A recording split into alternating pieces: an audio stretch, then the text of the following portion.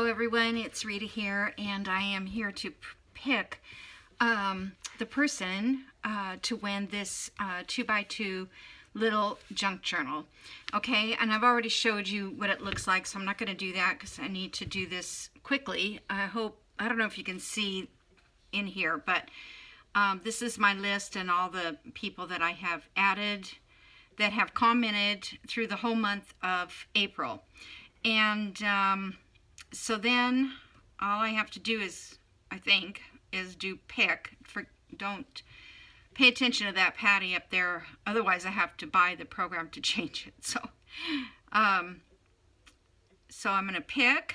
Oh, Mary made a journal.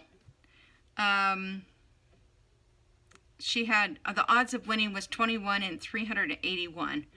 Interesting.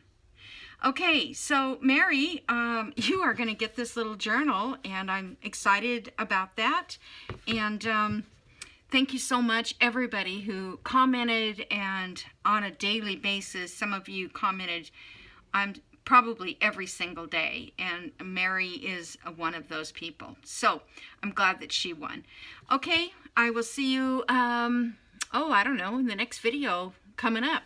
Bye.